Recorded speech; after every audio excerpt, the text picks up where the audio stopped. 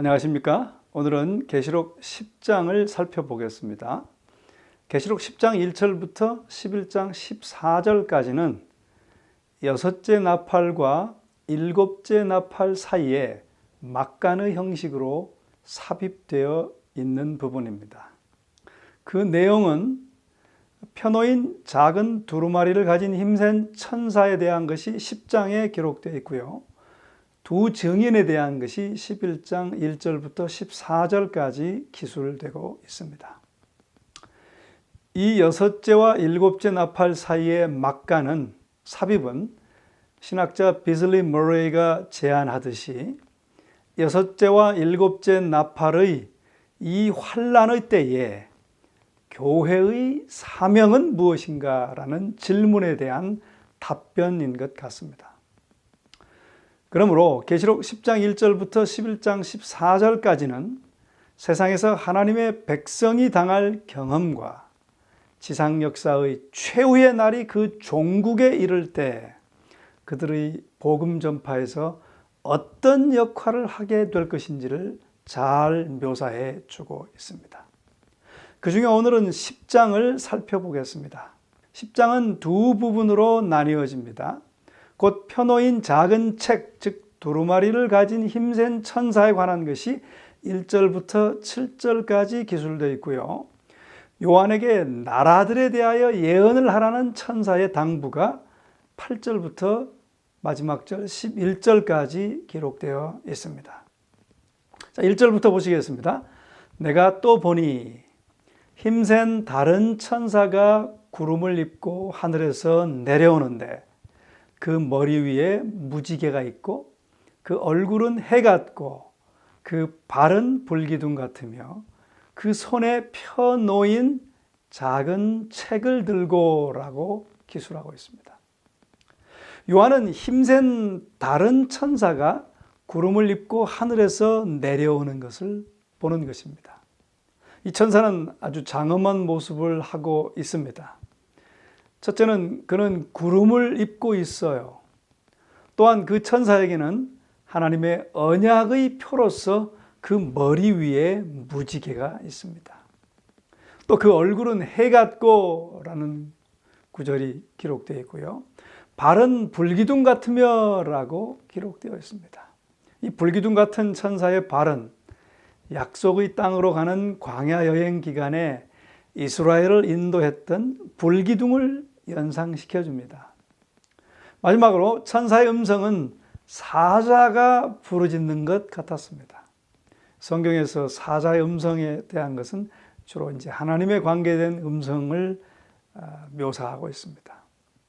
하나님의 모습을 닮은 것 같은 이 하늘의 사자는 그리스도의 합법적인 대리자로서 그리스도의 직접적인 사명을 위탁받아 특별한 기별을 가지고 보냄을 받은 것입니다. 이 힘센 천사는 일곱 인으로 봉해진 두루마리를 누가 열 것인가 라고 말했던 계시록 5장 2절의 힘있는 천사와 상응하는 것 같습니다. 여기서 또 다른 천사라는 명칭은 분명히 일곱 나팔을 부는 천사들로부터 그 힘센 천사를 구분하려는 목적이 있는 것입니다. 5장 2절에서 그 힘센 천사의 모습은 하늘에서 보였습니다. 이제 이 10장에서 그는 그의 손에 펴놓인 작은 책을 손에 들고서 땅으로 내려와 있는 것입니다. 여기서 여러 가지를 주목해 볼 수 있는데요. 첫째, 이 작은 책 두루마리는 천사가 하늘에서 내려와 요한에게 나타냈을 때 그것은 이미 펴놓인 것으로 되어 있습니다. 그 책은 그 천사가 기별을 가지고 땅으로 보냄을 받기 전에 하늘에서 펼쳐졌을 것입니다. 둘째 주목할 요인은 그 책이 펴놓여 있다고 강조된 것은 그것이 이전에 닫혀 있었고 인봉되어 있었으며 그 내용이 감춰져 있었음을 암시합니다. 헬라어 본문은 작은 책의 펴놓여진 것이 하나님의 행위임을 시사하고 있습니다. 이 책을 펼친 것은 천사가 아니었어요. 왜냐하면 그리스도께서 책을 펼치신 후에 그것을 천사에게 주셨을 것이기 때문입니다. 이 10장의 작은 책은 따라서 계시록 5장의 인봉된 책과 관련이 있는 것 같습니다. 원어적으로 볼 때 작은 책이라는 헬라어 비블라리디오는 작은 파피루스 두루마리를 가리킵니다. 그것은 더 큰 책이라고 기록된 5장에서 그 책의 단어가 헬라어로 비블리온이 기록되어 있기 때문에 그 비블리온의 일부로 비블라리디온이라고 10장에 기록된 것으로 우리가 볼 수 있는 것입니다. 5장의 기록에 의하면 그리스도께서는 하나님의 우편에서 두루마리를 취하여 그 인들을 떼기에 합당하셨습니다. 10장의 작은 책이라는 말은 그것이 인봉된 책의 한 부분만을, 즉 그것이 지상 역사의 최후의 사건들에 적용될 때 하나님의 백성에게 요긴하고 유익한 부분만을 포함하는 것을 의미할 수 있음을 시사합니다. 분명히 이 작은 책은 매우 중요한 것 같습니다. 왜냐하면 그 내용이 세상 역사의 마지막에 있을 하나님의 백성들의 경험과 관련이 있기 때문입니다. 이제 그러한 경험들은 요한계시록 후반부에서 생생한 언어로 12장부터 22장까지 잘 묘사되어 있습니다. 그러므로 계시록 12장 1절부터 22장 5절까지는 상징적으로서 부분적으로만 알려졌던 하나님의 계시가 요한에게 공개됨을 입증하는 것입니다. 한 걸음 더 나아가서 요한은 이제 그것을 교회에 전달하는 것입니다. 인봉된 책의 최종적 개봉과 그 내용의 완전한 공개는 미래의 종말적 기간에 속하는 것으로서 그때의 역사는 계시록 20장 11절 15절에서 묘사된 대로 결론에 이르게 될 것입니다. 어떤 주석가들은 10장의 펴놓인 작은 책을 마지막 때까지라고 다니엘 12장 4절 9절에 언급된 인봉된 다니엘서로 해석했습니다. 물론 다니엘서 12장과 계시록 10장 간에 나타나는 상당량의 공통적 평행구는 그 두 장들이 그 내용에 있어서 밀접한 연관이 있음을 암시해 줍니다. 그 내용 중에는 다니엘 12장 7절의 천사의 맹세와 또 계시록 10장 5절에서 7절 사이의 힘센 천사의 맹세가 포함되어 있어요. 이것은 마지막 때와 관련하여 펴놓인 이 작은 책과 다니엘서의 인봉된 예언적 부분 간에 밀접한 관계가 있음을 암시해 줍니다. 그러나 계시록 10장의 작은 책 내용은 다니엘서의 예언적 부분에만 국한되지 않습니다. 왜냐하면 그 내용은 다니엘서의 것보다 더 광범위하기 때문입니다. 그 광범위한 내용은 계시록 12장 1절부터 22장 5절까지를 통해 종말 때에 사는 하나님의 백성들에게 공개되었습니다. 그 공개하신 목적은 땅에서 일어날 종말적 사건들을 준비함에 있어서 하나님 백성들에게 도움을 주시기 위함이었습니다.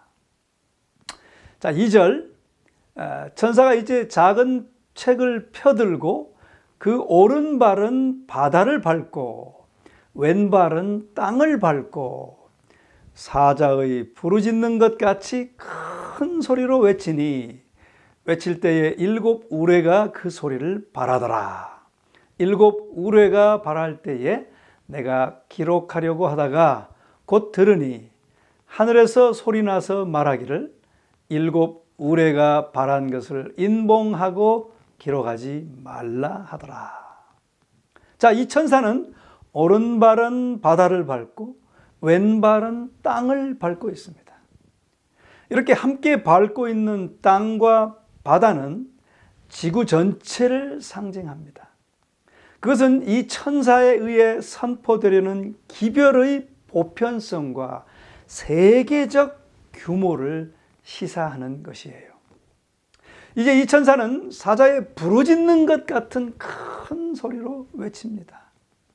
성경에서 임박한 심판을 예언하시는 하나님의 음성은 사자의 울부짖음에 자주 비유되었습니다. 요한계시록에서 힘센 천사가 하나님의 기별을 선포할 때 그것은 언제나 큰 소리로 선포되었습니다. 즉 이것은 10장의 힘센 천사는 당신의 백성을 위한 특별한 기별을 상징한다는 결론에 이르게 해줍니다. 자, 이 천사의 포효하는 부르짖음에 뒤이어 즉시로 7 우레소리가 발합니다. 성경에서 우레소리는 하나님의 음성을 상징하기도 합니다. 7 우레는 7에 대한 성경적 개념에 비추어 이해되어야 합니다. 7은 신적 충만과 총체성에 대한 상징적 표현이죠. 따라서 7 우레는 그것이 무엇이든지 간에 하나님의 사전 경고를 온전히 상징하는 것 같습니다. 그 경고는 바야흐로 종말 전에 있을 하나님의 활동들과 관련이 있습니다. 여기서 7 우레의 소리는 단순한 천둥이 아닙니다. 왜냐하면 요한은 그것들이 또렷하게 말하는 것을 듣고 있는 것이기 때문입니다. 그 내용은 교회에 매우 중요한 것처럼 보입니다. 왜냐하면 요한이 그것을 기록하려 했기 때문입니다. 그러나 그는 기록하지 말라는 명령을 받습니다. 하늘에서 한 음성이 지시합니다. 7 우레가 바란 것을 인봉하고 기록하지 말라. 아버지나 그리스도 자신의 음성일 수 있는 이 음성은 요한에게 7 우레가 바란 것을 기록하지 말고 그것을 교회에 전달하지 말라고 명령했습니다. 이와 같은 금지는 좀 낯설어 보여요.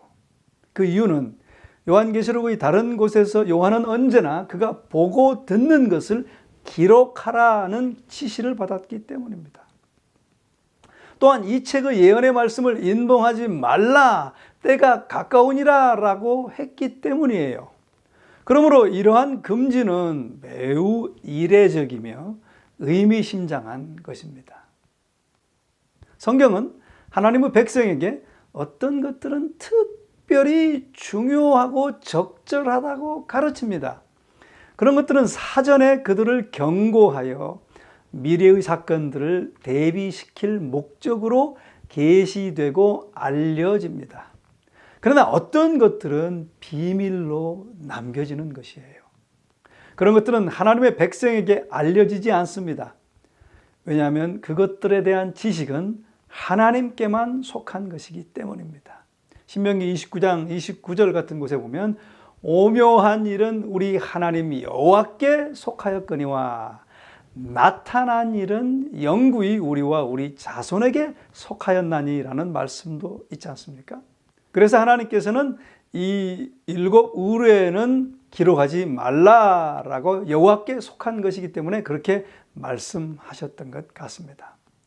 리처드 보컴이라는 사람은 이렇게 말했어요. 7 우레는 요한에게 전달하라고 준 예언적 계시가 아닌 반면 작은 두루마리의 내용, 작은 책의 내용은 전달하라고 준 예언적 계시다라고 결론을 내리고 있습니다.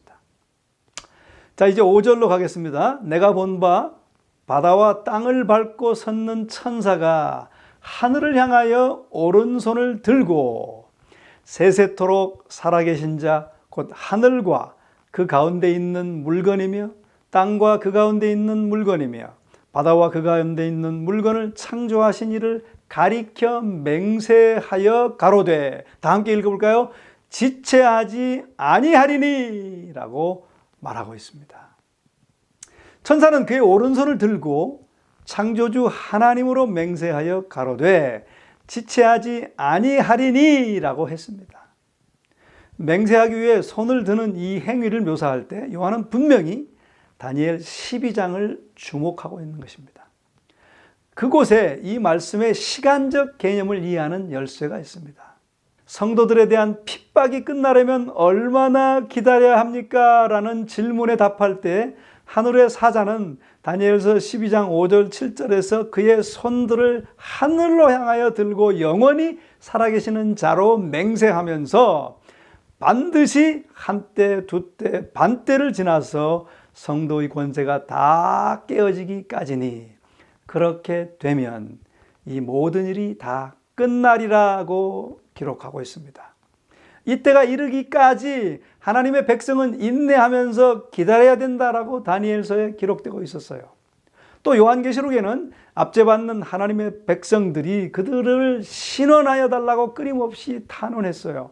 6장에 보면 10절에 큰 소리로 불러가로되 거룩하고 참되신 대주제여 땅에 거하는 자들을 심판하여 우리 피를 신원하여 주지 아니하시기를 어느 때까지 하시려나이까라고 물었을 때, 호소했을 때 그에 대해서 그들은 잠시 동안 기다리라는 말을 들었던 것입니다. 이제 10장 7절에서 하나님의 백성은 영원하신 창조주 하나님께 대한 맹세에 의해서 지체하지 아니하리라라는 확약을 받게 되는 것입니다. 이러한 천사의 맹세는 하나님께서 하신 약속은 반드시 지켜진다는 강력한 보증을 교회에게 주는 것입니다. 더 이상 지체가 없다는 것이죠. 다니엘이 예언한 종말의 때가 이제는 돌이킬 수 없게 작동하고 있다는 것입니다. 하나님께서는 이제 막 그분의 충성된 성도들을 구원하시고 세상 역사를 끝내려고 하신다는 것입니다. 자, 이제 7절로 가시겠습니다. 일곱째 천사가 소리내는 날, 그 나팔을 불게 될 때에 하나님의 비밀이 그 종 선지자들에게 전하신 복음과 같이 이루리라 라고 기록하고 있습니다. 천사의 맹세는 계속됩니다. 일곱째 천사가 소리내는 날, 그 나팔을 불게 될 때에 하나님의 비밀이 그 종 선지자들에게 전하신 복음과 같이 이루리라 라고 맹세하면서 선언합니다. 여기 언급된 하나님의 비밀은 하나님 왕국의 복음에 관한 것이에요. 신약에서 이 용어는, 이 비밀이라는 용어는 세상에 대하여 하나님이 가지신 모든 목적들, 그분의 구속의 계획, 그리고 죄 문제에 대한 그분의 취급 방식을 가리킵니다. 그것은 5장의 인봉된 책에 대한 상징적 묘사에서 제시되었습니다. 그 책의 내용은 오랫동안 인봉되었어요. 그리고 그리스도 외에 온 우주의 어느 누구도 그것을 열거나 읽을 수 없었습니다. 그러나 십자가상에서 이루신 예수님의 승리적, 희생적 죽음에 의해 그리스도께서는 그 인봉된 책을 여시고 세상과 인간에 대한 하나님의 목적을 수행하실 수 있음이 밝혀졌습니다. 그리스도와 그분이 십자가에서 이루신 일 때문에 그 비밀의 일부는 복음을 통하여 하나님의 백성들에게 알려졌습니다. 로마서와 에베소와 골로새서에 기록되어 있어요. 마찬가지로 이제 미래에 속한 것들은 요한을 통하여 작은 두루마리라는, 작은 책이라는 상징적 묘사에 의하여 알려진 것입니다. 그 내용이 이제 계시록 12장에서 22장에 자세하게 기술되어 있는 것이죠. 그것이 그렇게 알려지는 것은, 그 비밀이 마지막 때를 위한 백성들에게 그것이 이렇게 알려지는 것은 그들의 호기심을 만족시키기 위함이 아니고 마지막 때의 사건들을 위하여 그들로 하여금 대비케 하려 하심입니다.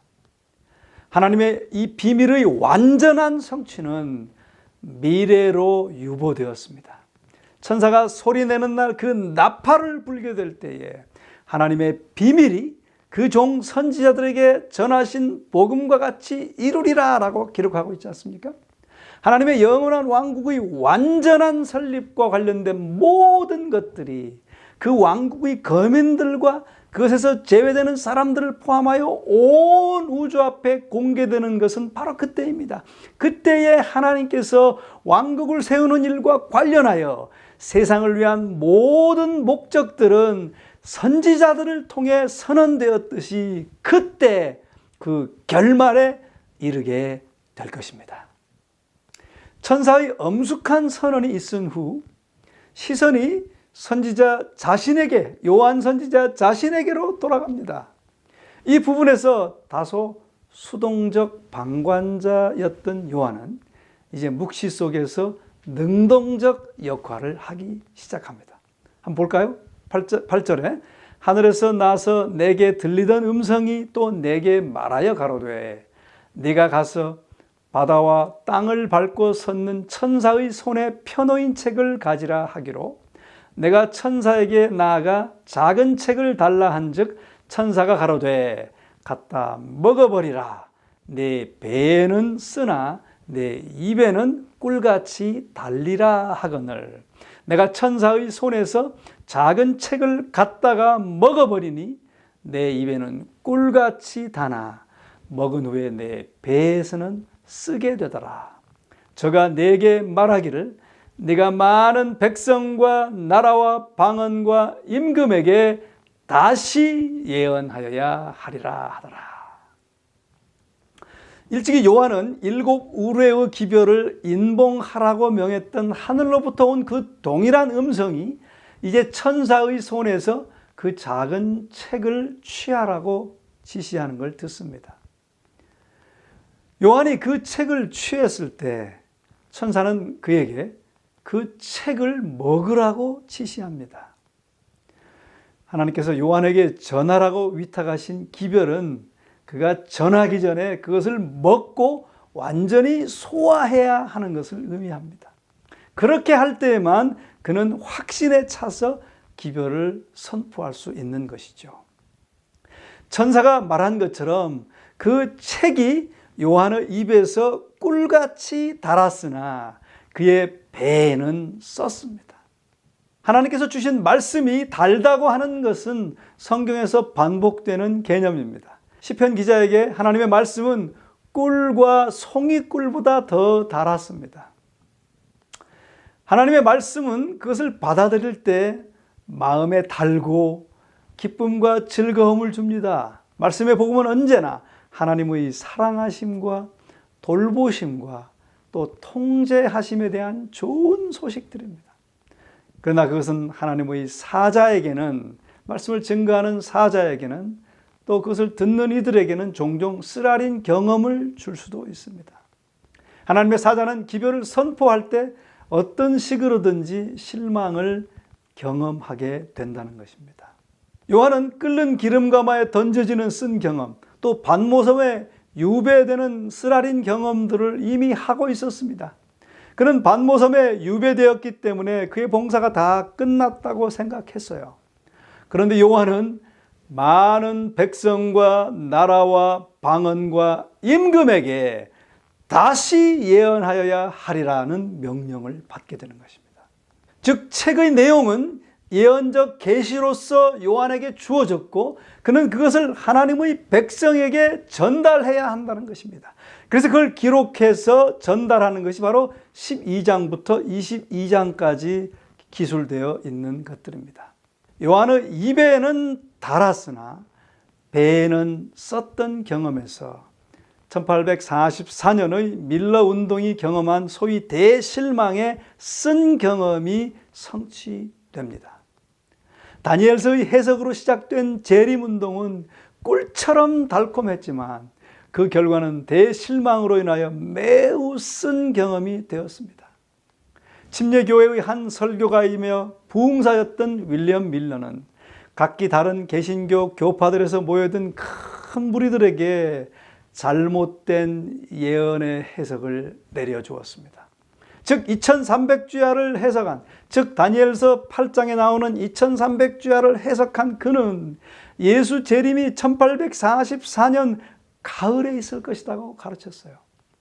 신자들은 그것을 믿고 또 받아들이고 또 그것을 전했을 때 재림에 대한 그들의 기대가 더욱 증대해 갔으며 그들은 종말을 위하여 철저한 준비를 하였던 것입니다.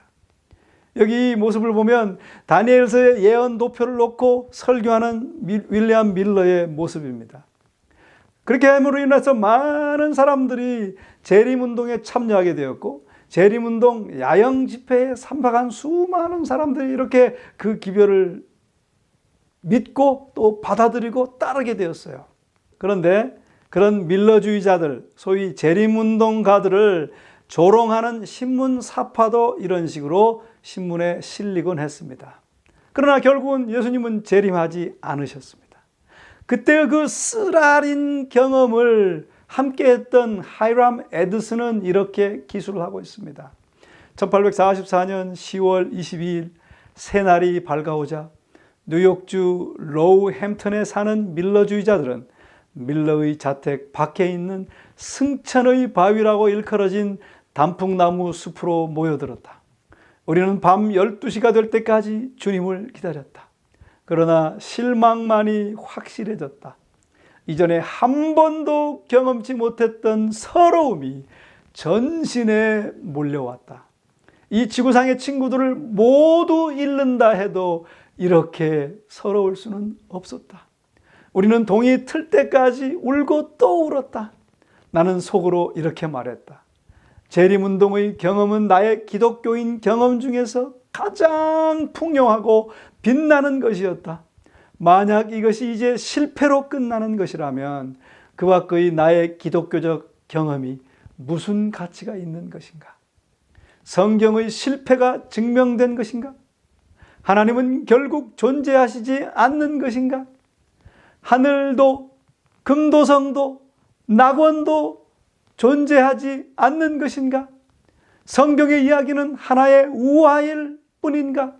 이런 것들을 기대했던 우리들의 가장 소중한 소망에는 아무런 실제성이 없었는가? 이렇듯 우리의 아끼는 소망이 허물어지고 만 것이라면 얼마나 애통한 일이랴라고 하이람 에드슨은 기술하고 있습니다. 그리스도의 재림이 없었을 때 실망한 밀러주의자들은 그들이 믿고 전했던 기별의 쓴맛을 각양각색으로 경험하였던 것입니다.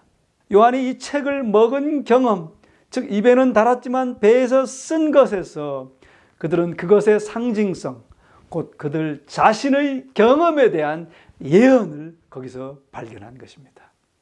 그래서 그 일 후에 재림 신도들은 그리스도께서 요한에게 주신 사명, 곧 많은 백성과 나라와 방언과 임금들에게 다시 예언하여야 한다는 사명을 통해 마지막 때 하나님께서 그들에게 주신 놀라운 사명을 다시 깨닫게 된 것입니다.